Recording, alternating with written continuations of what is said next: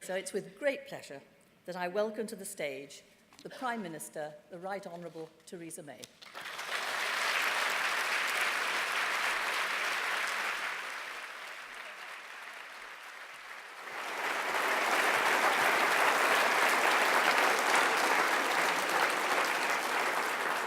Well, thank you, Diane, and good morning, everyone.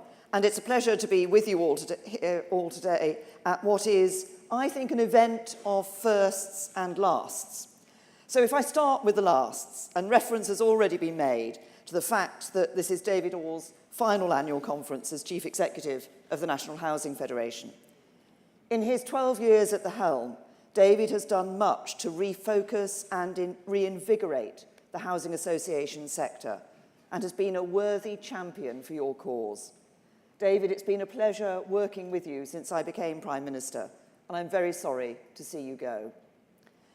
But I know, yes, I think he deserves a round of applause, actually, ladies and gentlemen.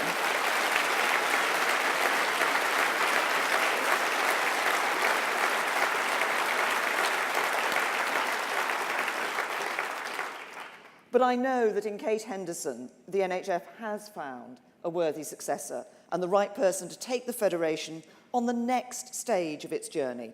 And Kate, I'm very much looking forward to getting to know you and working with you to tackle what remains one of the great challenges of our time. So while this may be David's last NHF conference, I have to admit it is my first. In fact, I was shocked to discover that this is the first time in history any Prime Minister has spoken at what is the biggest event on the Housing Association calendar.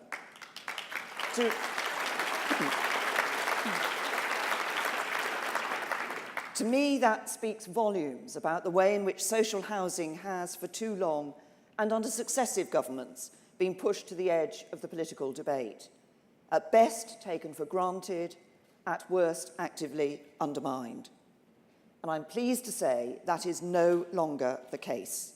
Because since my very first day in Downing Street, I've made it my personal mission to fix our broken housing system. And doing so underpins so much of what this government is working to achieve, from tackling loneliness to supporting the industries of the future. And housing associations have a huge role to play in making sure that vision becomes a reality. And we're already making good progress. Doing all we can to get more of the right homes built in the right places, so we can help more people onto the housing ladder and ensure that those who cannot afford to own their own home also have a decent place to live. We've committed tens of billions of pounds to getting homes built, including creating the infrastructure that unlocks sites where they're needed most. Our new national planning policy framework has removed unnecessary barriers to home building and made it harder for commercial developers to dodge their affordable home obligations. We're gearing up Homes England to be more proactive and interventionist so it can drive more and better development. The Affordable Homes Programme is supporting the delivery of 250,000 affordable homes right across the country, with thousands of them available for social rent. And the Land Assembly and Small Sites Funds, together worth more than £1.9 billion, are now available. They allow us to make positive interventions in the land market, bring more sites to market and capture more of the land value for the benefit of local communities. Just this morning, we've heard the NHF calling for more of the value generated by public investment in the planning system to be captured and invested in affordable homes, public services and local infrastructure. It's an important issue, which is why the government consulted on it recently and will be responding in full in the near future. But in the meantime, let me assure you that we share your commitment to giving communities a fairer share of the value created by development. Land is an irreplaceable natural resource, and we must make sure its use benefits us all. As well as boosting housing supply, we're taking action to protect and support homeowners and tenants, banning letting agent fees for people who rent their homes, clamping down on rogue landlords and unscrupulous managing agents, and bringing an end to unjustified use of leasehold. Now, I'm sure many people in this room will have responded to our consultation on making longer, more family-friendly tenancies the norm, and the results of that will be published shortly. And our Green Paper on social housing, which was, of course, announced at last year's NHF conference, offers a landmark opportunity for major reforms to improve fairness, quality and safety for all residents living in social housing.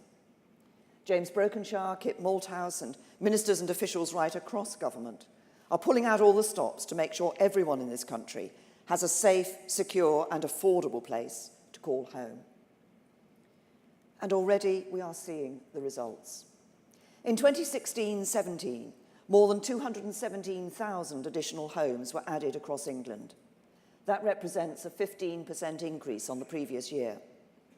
In fact, with the exception of 1 year, the last time we saw net completions this high, Lady Thatcher was in Downing Street. Yet we should not lose sight of the fact that the housing crisis we face today did not come about overnight. It is the result of decades of neglect, year after year, in which house building of all kinds fell even as demand rose. So while the steps we're taking are already making a real and lasting difference to millions of lives, we should not pretend that our broken housing system can be fixed at the flick of a switch. And nor should we see it as a challenge for central government alone. Rather, it is a challenge we must rise to together, one that can only be tackled by many different parties working together in partnership. And that's why when local authorities asked us for a more robust planning framework and greater clarity over local plans and viability assessments, we made sure they got it. When developers told us they needed greater investment in infrastructure and a reliable pipeline of skilled construction workers, we set about securing both. And we've also been listening to housing associations. After Sajid Javid told last year's NHF conference that the government wanted to do more to support your sector, you asked us to do 3 things. First, you said that to plan ahead and secure future investment, you needed long-term certainty on rents. We've given you that long-term certainty. Second, you said that to keep your properties affordable for all, the local housing allowance cap should not be extended to the social sector. We have not extended that cap. And third, you said that if you were going to take a serious role in not just managing but building the homes this country needs, you had to have the stability provided by long-term funding deals. Well, 8 housing associations have already been given such deals, worth almost £600 million, and paving the way for almost 15,000 new affordable homes. And today I can announce that new longer-term partnerships will be opened up to the most ambitious housing associations through a groundbreaking £2 billion initiative. Under the scheme, associations will be able to apply for funding stretching as far ahead as 2028-29, the first time any government has offered housing associations such long-term certainty. Doing so,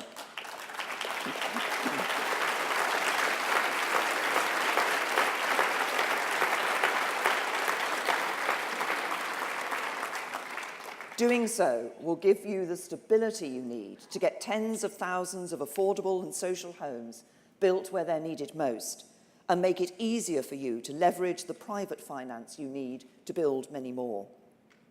The offer is typical of the positive approach this government has taken with the housing sector since I became Prime Minister. You asked, we delivered. Now I have something to ask of you. Last year, I told the big commercial developers that we would give them the support they asked for, but that in return, we expected them to do their duty by getting homes built. Today, I'm asking housing associations to use the tools we have given you, not just to build more homes, though of course more homes are needed, but to take the lead in transforming the very way in which we think about and deliver housing in this country. Rather than simply acquiring a proportion of the properties commercial developers build, I want to see housing associations taking on and leading major developments themselves. Because creating the kind of large-scale, high-quality developments this country needs requires a special kind of leadership. leadership you are uniquely well placed to provide. Your close ties with local communities give you an unparalleled insight into what a community needs in a development. A clear vision for the whole site and how it can complement existing places, not just a narrow focus on fitting in the maximum number of units and the bare minimum of social homes. Your social mission can ensure developments are rooted in a conception of the public good rather than in a simple profit motive. That means creating genuinely mixed communities with the right infrastructure and truly affordable housing. Your unique status as public interested, non-profit private institutions allows you to attract patient investment and deploy it to secure long-term returns on quality rather than short-term speculative gains. Your expertise as property managers means you can nurture attractive, thriving places for decades to come. You are capable of riding out the ups and downs of the business cycle, as we saw in the years after the economic crash, when housing associations carried on building, even as private developers hunkered down. And you do all this with the discipline, rigour and management qualities of the serious multi-million-pound businesses that many of you are. This combination of qualities allows housing associations to achieve things neither private developers nor local authorities are capable of doing.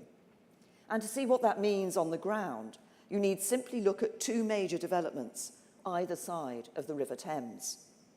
For years, the private sector struggled to make a success of Barking Riverside.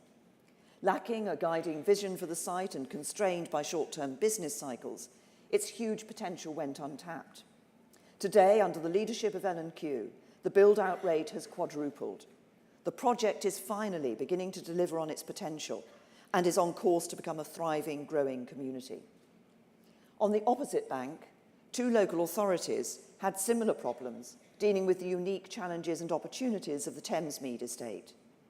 Now, thanks to the commitment and insight of Peabody, there are ambitious plans for up to 20,000 new homes in one of the UK's most oversubscribed cities. Making complex projects like this work requires vision, determination, and the courage to do development differently. Housing associations possess that. Given the right tools and the right support, you can act as the strategic, long-term investors in the kind of high-quality places this country needs. To put it simply, you get homes built, and I want to work with you to transform the way we do so. But the unique status, rich history, and social mission of housing associations means you also have a much broader role to play.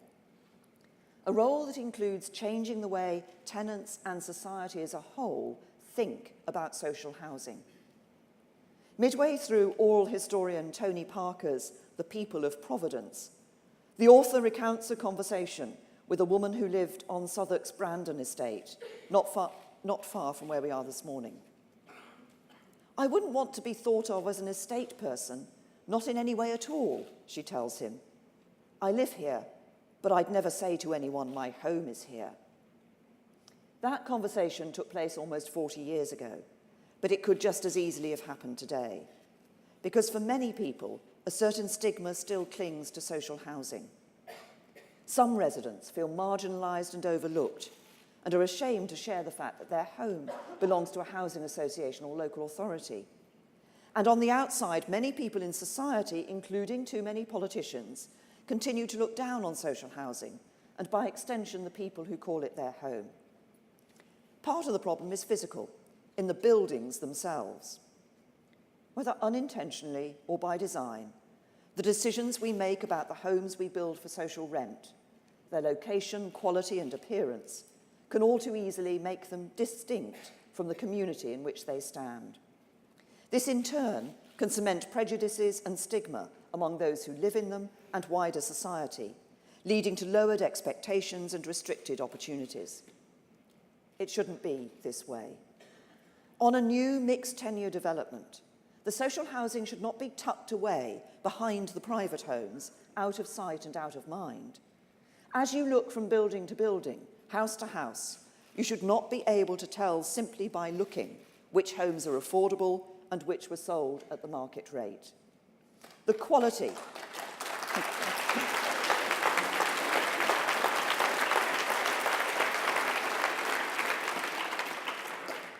quality of aesthetic, design and build should not be any lower just because a property is to be managed by a housing association. Some say that quantity, quality and affordability must always be traded off against one another. Well, to them I say, look at the Nansladen development outside Newquay, a whole new community being built to meet local needs and with the support of local people. Thousands of homes of all types and tenures, all of the highest quality, in keeping with traditional local styles and with no way of telling from the outside which properties are being built for housing associations and which are destined for the private market. As builders yourselves and as large-scale buyers of homes, you have the power to deliver or demand the quality of social homes the people of this country deserve. We should never see social housing as something that needs simply be good enough, nor think that the people who live in it should be grateful for their safety net and expect no better. Whether it's owned and managed by local authorities, TMOs or housing associations, I want to see social housing that is so good people are proud to call it their home, proud to tell people where they live, proud to be thought of, in the words of Parker's interviewee, as an estate person. Our friends and neighbours who live in social housing are not second-rate citizens. They should not have to put up with second-rate homes. And that applies to management every bit as much as design and construction. In 2018, most housing associations are not in the business of building homes. Rather, you manage them, maintain them, and take care not only of the buildings themselves, but of the people who call them home. It's work that is every bit as important as building and development, and when done badly, the impact can range from upsetting to catastrophic. While it would not be right for me to preempt the findings of the public inquiry into the Grenfell tragedy, it is clear that many of the tower's tenants felt ignored, patronised and overlooked by the TMO responsible for their homes and their safety. Over the past year, the issues they raised have been echoed by social housing tenants across the country. Repairs botched or neglected, problems not dealt with, complaints ignored. Again, it does not have to be this way. Housing associations, with their historic social mission and focus on the civic good, can be at the forefront of showing what good property management looks like. Across England, housing associations manage almost 3 million properties. That gives you tremendous influence, the power to raise the standards of millions of homes, and in doing so, do much to shift perceptions of social housing. And you can go further still, making a real and lasting difference to the lives of your tenants. In my Maidenhead constituency, I recently met a single mother whose housing association, Housing Solutions, hadn't just provided her with a new home, but opened up a whole new life for her. Rather than simply managing her property, Housing Solutions connected her with the training and support she needed to start her business. That business is so successful, she's been able to move from a social rented home into shared ownership, getting that vital first foot on the property ladder for her family. Elsewhere, housing associations are helping some of society's most vulnerable people, those without a home at all. Here in London, more than 50 associations are working with St Mungo's and other organisations to deliver the Clearinghouse project, helping to get rough sleepers off the streets, out of danger, and on the road to a safe and secure future. They're all wonderful examples of the work that housing associations can do above and beyond simply building and managing properties. And they show how it is possible for the housing associations of 2018 to carry forward the social justice mission of the pioneers who created the sector in Victorian times, and their descendants who stepped up half a century ago in the wake of Cathy Come Home. The rise of social housing in this country provided what has been called the biggest collective leap in living standards in British history. It brought about the end of the slums and tenements, a recognition that all of us, whoever we are and whatever our circumstances, deserve a decent place to call our own. Today, housing associations are the keepers of that legacy, the bearers and protectors of a precious idea that has already made an immeasurable difference to tens of millions of lives and has the potential to transform countless more. For too long, your work has gone unrecognised and underappreciated at the highest levels, but no longer. The government values housing associations. Over the past 2 years, we have worked with you, listened to you, and responded to you. You asked for our support, and you have our support. Not mere lip service, but real policies, real change, real action. Now it is your turn to act, building the homes we need and challenging the attitudes that hold us back. Fixing our broken housing market will not be quick or easy, but it can be done.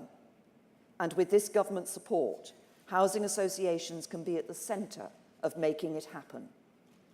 Building on more than a century of history and carrying forward the torch of high-quality, affordable housing for generations to come. Thank you.